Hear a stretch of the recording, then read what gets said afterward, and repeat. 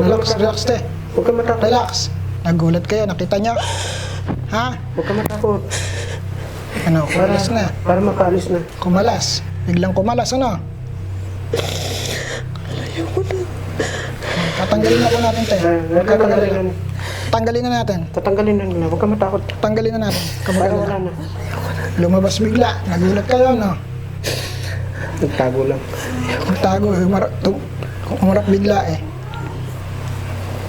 Huwag ka matakot. Huwag ka matakot eh. Sige na. Oo. Umarap ka kaya. Narinig niyo? Naano sa tenga? Narinig di ba? Bumulong? Ano binulong? Hindi ako alis. Huwag niyong paniwalaan yan. Tayo huwag niyong paniwalaan ha. Huwag niyong tanggapin yung sinasabi niya. Ang lumig. Huwag niyong tanggapin yung sinasabi niya ha. Huwag ka matakot. Huwag niyo po tatanggapin yung sinasabi niya. Huwag ka maniniwala. Ha? Narinig niyo? Huwag ka maniniwala. Hindi pwede pong dialysis yan. Akala nga bowl ko. Tibetan bowl. Huwag kayo maniniwala dun sa sinasabi niya. Hindi po totoo yun. Huwag ka matakot. Relax ka tayo ha.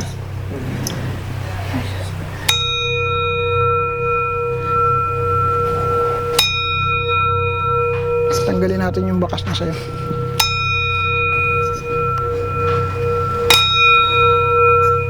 Sasarado ko lang tayo yung ano para hindi nyo madinig ha.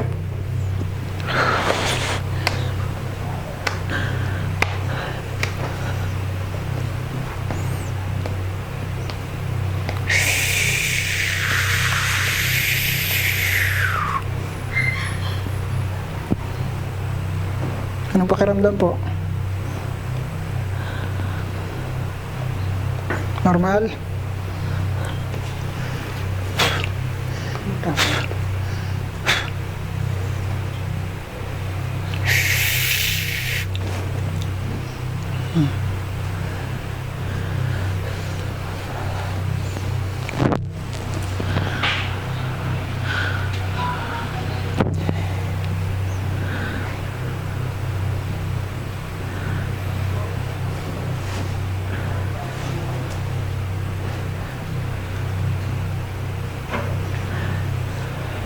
Halpasin din ng isang sage.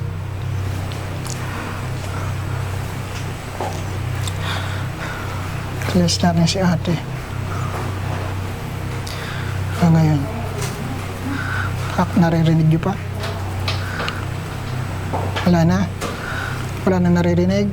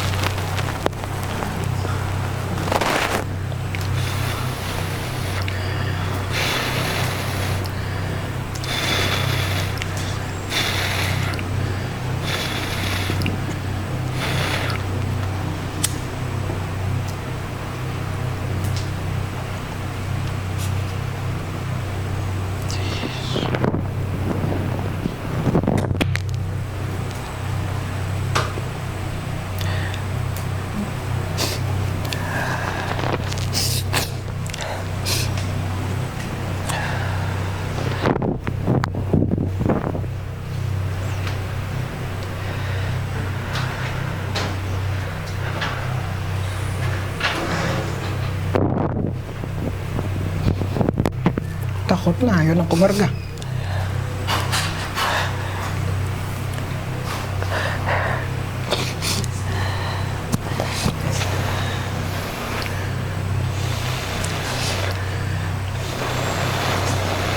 Yung third eye kayo. Yung third eye kayo sa...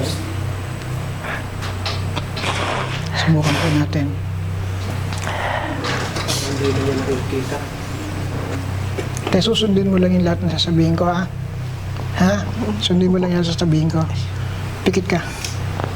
Relax ka, pikit. Relax. Wala na yan. Hindi ka na malalapitan. Relax ka, pikit. Sundin mo lang yung sasabihin ko. Kung ano yung maririnig mo sa akin, yun lang yung ipipicture mo sa isip mo, ha? Relax ka lang. Okay? Hinga malalim. 3 beses.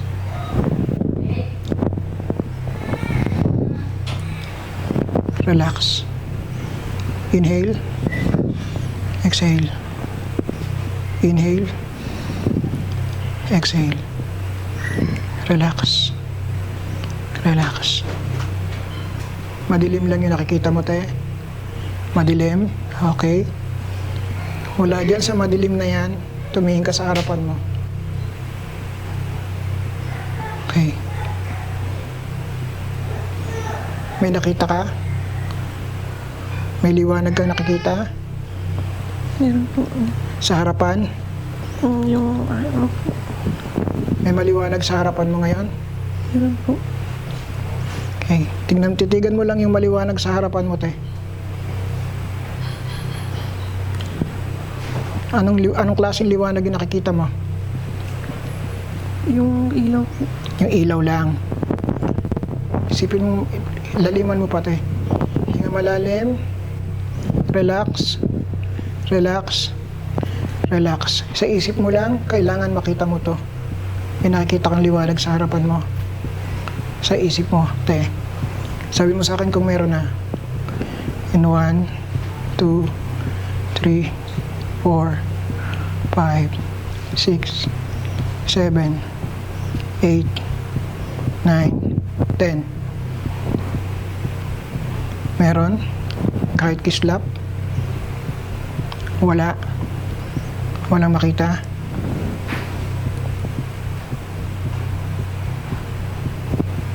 Again, ulitin natin. Hinga malalim. Laliman mo lang. Relax. Relax. Pinaka-relax na hinga mo. Yung normal, yung natural. Wala na siya. Lumayo na. Ayaw na pumasok. Ayaw ka nang lapitan. Sinasabi lang niya yon na hindi siya aalis dito pero takot yan. Ayan. Relax. May liwanag na. May nakikita ka sa isip mo. Sabihin mo sa akin. Kung meron, sabihin mo. Kung wala, sabihin mo din. Ganun pa rin po. Ganun pa rin. Liwanag lang sa ilaw. Okay. So, wala. Hindi makita.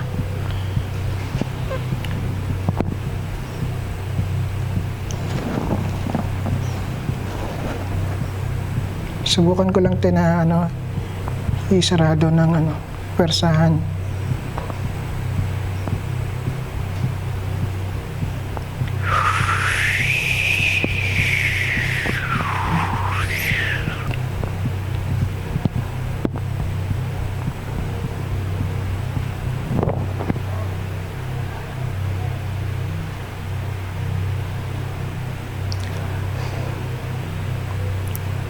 Hinga malalim. Hinga ka ng pinakamalalim. Tapos pag sinabi kong hold mo yung breath mo, hold mo ha. Hinga na malalim, pinakamalalim. Hold. 5, 4, 3, 2, 1. Release. Umiinit yung noo. Pag ganon. Hinga malalim ulit. Yung pinakamalalim. Hold. 10, 9, 8, 7, 6, 5, 4, 3, 2, 1. Release. Ngayon, naramdaman ka sa noo mo? Ha? Wala? Mabigat, magaan? Pakiramdam? Normal? Okay.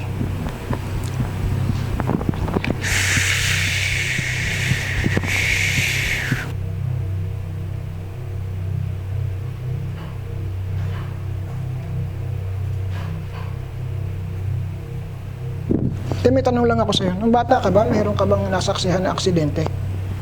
Na witness sa kalsada?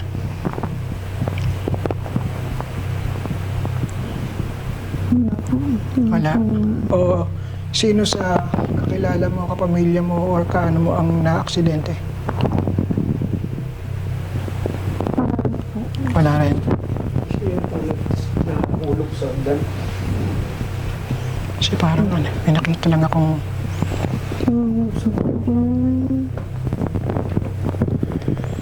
kumusta te? Pakiramdam mo muna. nawalan ako ng energy. Natural po yan. Natural po yun kasi kakainin niya talaga yung lakas niyo. Natural yun. Inom kayo ng kahit anong sweets lang. Kahit matamis, kain kayo ng matamis. Natural lang po yan. Kasi gagamitin niya yung lakas mo lang eh. Wala na. Oh, hindi ko na maramdaman. Lumayas. Takot eh. Basta huwag mong i-entertain yung sinasabi niya ha, na hindi siya aalis. Huwag mong i-entertain kasi yun yung way na kung paano mo siya nawe-welcome eh. Kapag in-entertain mo siya, nawe-welcome siya.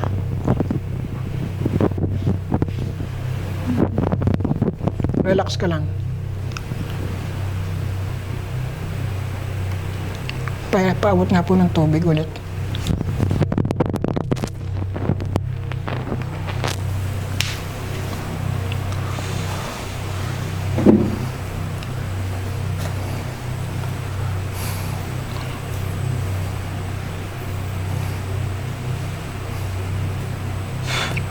Tagok po ulit. 3 lang. Sabihin niyo sa akin kung nag-iba yung lasa. Pag nag-iba yung lasa niyan, meron pa. Pag hindi, wala na. Ano lasa? Lasang tubig. Normal. Hindi pumait. Hindi. O normal. Lumayas eh.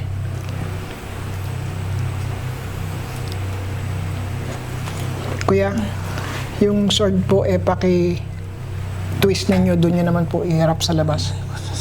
Sa labas.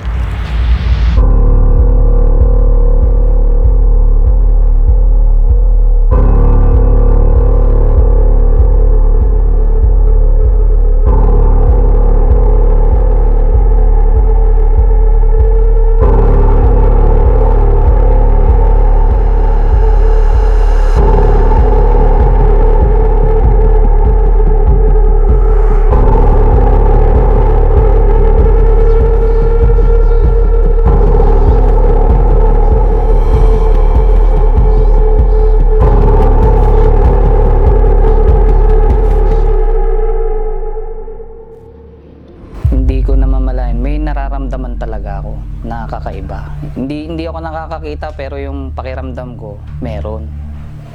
Yung tatayo yung anit mo, yun, ganun. Sa sobrang, kahit nagluluto ka lang dyan biglang tatayo balahibo sa hanggang anit. Nung umalis na sila, papunta silang Iloilo, nag-flight sila kasi kami ang natirang nagbantay dito ng asawa ko. Bali, 3 lang kami. Ako, siya, saka yung anak ko yung maliit. Nung una, okay pa. Pero nung tumatagal, kasi tumatahimik dito sa bahay na to, lahat naman nakasara. Kaya, minsan parang may mga tao dito na may kasama kami. Feeling ko lang. Tapos sa gabi, pag natutulog na kami, kahit na nakasara dyan sa kwarto na yan, parang may nakatingin sa amin pag natutulog kami na mag-iina. Tapos bandang 3:00 ng madaling araw, biglang kumalabog doon sa kusina. Yung sa may pinag-uurungan. Sabi ko, bukas na lang yan kako. Nung tignan ko yung mga kaldero nasa baba. Kita niyo po, kung saan siya nag-cross, yun yung may bakas. Oh. Dito Diba? Kaya ako nagtanong kung may nakita na dito. Meron po. Sa spot. So ito po ay yung bata. So kaya ang tanong, ibabanis ba natin, tatanggalin ba natin o hindi? Pero ganito na lang po. Yung mga bakas niya, tatanggalin ko na lang. Para hindi maka-attract pa ng iba. Pero sila, hindi natin aalisin. Pero ako nung dalawa. Pansinin niyo po yung yung magiging kaibahan. Sir, makisuyo nga po, pahawak muna ko nito. Pag iyan po ay nilagyan natin,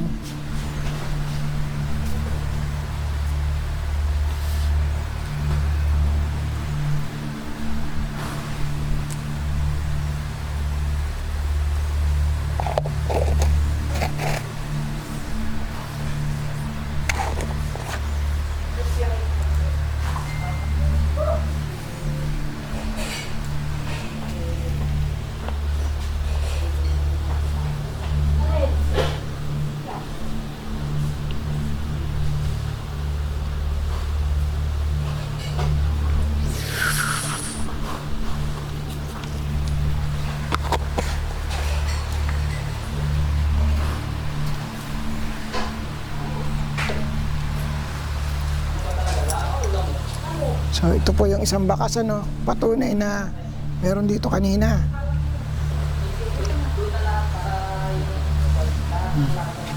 I-cross ko po, sasadyain kong i-cross. Tingnan nyo, sasadyain kong i-cross. Nung nangyari kasi yun, hindi na kami nag-stay dito. Umuwi na kami sa amin. Mga 3 days na yun. Nung 3 araw na kami umuwi nun. Bali, pinapakain na lang namin yung mga aso rito. Tapos itong bahay, pinaano ko na lang dyan sa kapitbahay na silip-silipin nila. Ganun po yung nangyari. Alas 8 daw na sumanib. Ayun, dala-dala ko naman yung insenso. Pumunta kami rito. Pinausok namin. Ayun, hanggang alas 12 na tanggal yung sanib niya. Dinala namin siya sa manggagamot, nilabas namin. Kasi yun daw ang sabi nung ilabas daw po. Para mas umalis sa kanya kagad. Sinasabi ko po, saka yung sinasabi ng mga taong nakakita rito, halos isa po yung sinasabi niya ni Sir Ed po. Nagulat nga po kami, hindi pa po kami nagsasalita eh. Halos nagtutugma lahat po ng mga kanya. Lalo po ron sa may yung sa may bata na sinabi ko ron sa may cake. Yung kasi sumilip sa hipag ko nun, nagluluto siya ng bandang alas 4 ng madaling araw. Hindi niya lang daw pinansin. Pero yung isang kasama namin dito, si JB, kumuha siya ng pulutan dyan sa kusina. Ayun, namumutla nung lumabas. Nakwento niya nga na may nakita siyang batang tumakbo. Kumpara nung una at yung ngayon, yung una kasi malakas din, pero hindi siya yung nakakasipa siya ng isang malaking tao. Ngayon, nasipa niya pa ngayon isang pinsang ko, laki na nun. Ganon siya kalakas ngayon, iba. Tapos, iba yung boses niyang nadinig ko pa kanina. May ibang parang demonyo yata yung narinig ko na boses. Ayun ang nakita ko ngayon, malakas po siya ngayon. Mas malakas siya ngayon. Nung una kasi, nung ginamot siya, parang ang namin, babae pa rin. Babae, pero iba yung kwan niya. Babae talaga na gusto siyang patayin. Sinasakal niya yung sarili niya. Pero itong ngayon, mas malakas tong sumapi na tong ngayon. Iba yung boses niya. Talagang narinig ko yung boses, iba talaga. Ano yun, yung unang pangyayari sa kanya nung nandun kami sa Pangasinan. Tapos nangungupahan kami rin sa Barangay Palwa. Mga 3 to 4 months siguro yun. Kasi yung kapitbahay namin, pinutol nila yung 2 malaking puno ron. So doon yata nag-start na nagwala yung mga nakatira doon. Then, mga 9 ng gabi, doon siya, binubulungan siya nung yung malaking tao daw na nakikita niya yung kulay black yung shadow. So, nung binulungan siya, malamig daw yung pumasok sa tenga niya. So, after nun, buong na yun, na talagang nag-iba na siya. Iba na yung aura niya, iba na yung kahit yung pananalitan niya nun, talagang hinding-hindi siya. So, yung magdamag, sabi ko, tinatanong ko pa siya kung kilala kami. Hindi siya umiimik, basta nakatingin lang siya sa akin. Then, so, nung umaga, nag-text ako dun sa tinawagan ko yung mother niya para ma-inform din ko ano yung nangyari sa kanya. So, yun, inuwi namin sa bahay nila, bahay ng mama niya. So, nung inuwi namin, tapos dinala namin dun sa simbahan. Kasi may nagsabi sa amin na meron daw father na magaling na mag-exorcist. So, dinala namin doon. Papasok pa lang kami sa simbahan ng talagang lumalaban siya. Tapos, nung nando kami sa loob ng simbahan, sinasakal niya pa yung sarili niya. Na sabi niya, kukunin ko siya. So yun, meron isang doon, kasi wala daw yung father doon, na assign na naman sa Mangaldan. So nung inilabas namin, dinala ko ulit ng Mangaldan doon sa exorcist na father. So yun, binigyan siya yung Saint Benedict na suot-suot niya, ng father. Tapos yun, pinaalis yung yung sumasanib sa kanya. And then after nun, mga ilang days bago siya nakarecover. Pero tuwing hapon, tuwing mag-alas 6, nakikita niya yung mga maraming humihingi sa kanya ng tubig, mga pagkain, ganun. Pero hindi sila makapasok kasi naglalagay kami ng asin doon sa pintuan ng bahay. So hindi siya mapasok, pero takot na takot siya dahil nakikita niya. Pero yung boses ni Mrs. nun, parang boses bata siya na ibang-iba. And then yun, hanggang gumaling siya. Tapos punta ako doon sa Palwa, doon sa mismong kahoy na pinutol, na sabi nila mag-atang. So na alas 6 ng mag-aagaw dilim, naglagay ako ron. Lahat ng sinabi nilang iatang ko, nilagay ko. So yun, naka-recover naman siya. And then sabi ko, para makaiwas muna, umalis na kami ron sa tirahan namin na yun, bumalik kami doon sa biyanan ko. Then after nun, napag-usapan namin na sabi ko, dito na lang siya sa Isabela. So dinala ko siya rito para hindi naman na siya gambalain doon. Hindi naman namin na-expect na sumunod din pala dito.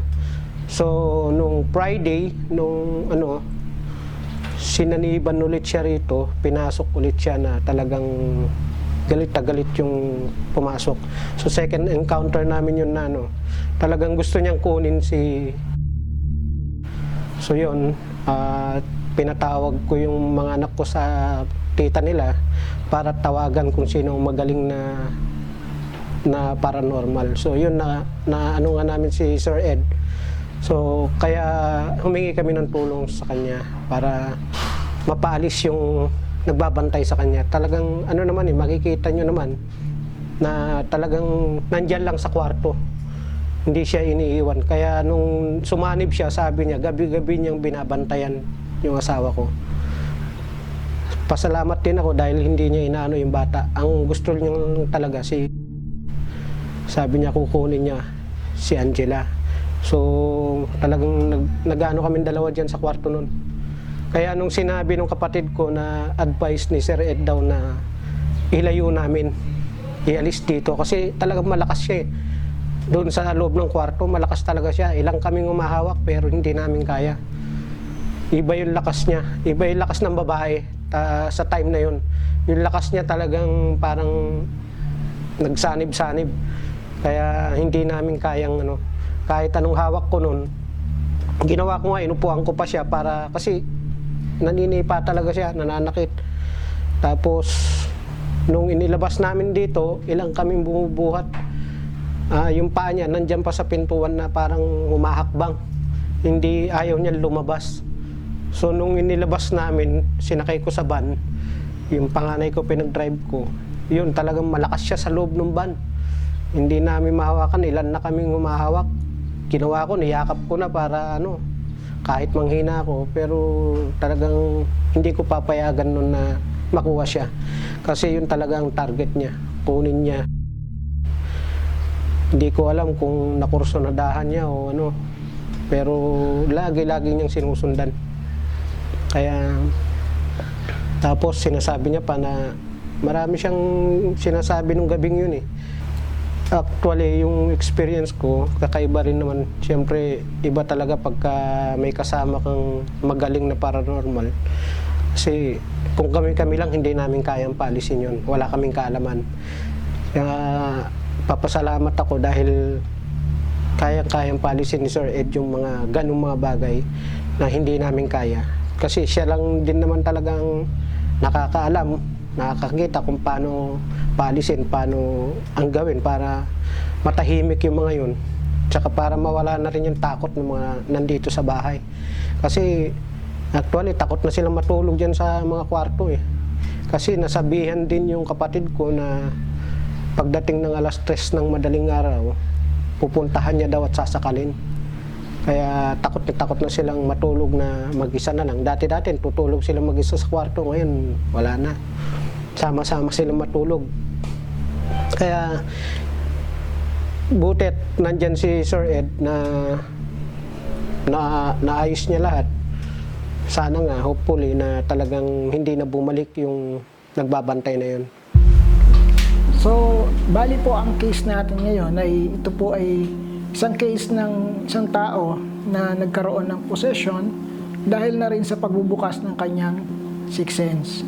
Bakit ba nagkakaganito? Kasi ang isang tao po na sabay na nagbukas ang kanyang third eye, yung kanyang ikatlong mata at yung kanyang pandinig, ay nagiging common na target nitong mga entities dahil alam nila na nakikita at naririnig sila. Mayroon po kasing iba't ibang klase ng mga entities o mga spirits, no? Sa case po ni ma'am, ang lumapit sa kanya ay isang galit na entities, isang spirit na mapaghigante. Kaya ang gusto niya mangyari ay gusto niyang i-possess si ma'am at yung sinasabi niya nga, kukunin niya. So, paano ba makukuha si ma'am? Tanging bagay na mangyayari yun ay kapag nawala rin si ma'am katulad niya. So, marami pong ganitong klase ng entities. No? At yung possession po ay nangyayari dun sa mga tao na unang-una kapag ikaw ay depressed, ikaw ay mahina ang loob. Dahil sa case ni ma'am, nagkaroon siya ng takot. Kaya siya ay nilapitan. Bagaman nakikita niya to, naririnig, hindi niya makontrol. Ito po yung nangyayari kapag ikaw ay merong gift na hindi mo nakokontrol. So, nagiging prone ka sa tinatawag nating sanib o possession. So, dito po sa mga nangyari na masasaksihan ninyo na siya ay sinaniba ng isang entities na nagpupumilit na kuhanin siya. So, meron po tayong pamamaraan na ginawa upang ito ay mapalabas sa kanyang katawan at mapanatili na siya ay ligtas.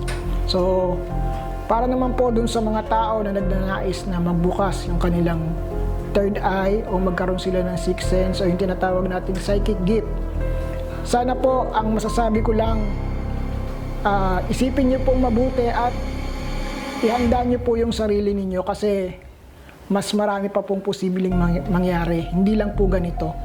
Mas marami pa ang mga bagay na mabubuksan kapag nagbukas ang iyong sixth sense. Mas marami, mas malalim ang iyong matutuklasan sa mundo. So, sabi nga, there's more than meet the eye. Sabihin, hindi lang yung nakikita ng ibang tao ang makikita mo, kundi yung hindi nila nakikita ang mismong makikita mo. At ito rin ang posibleng bumulabog o maghatid ng gulo sa'yo kapag hindi mo kontrolado. So, yun lang po.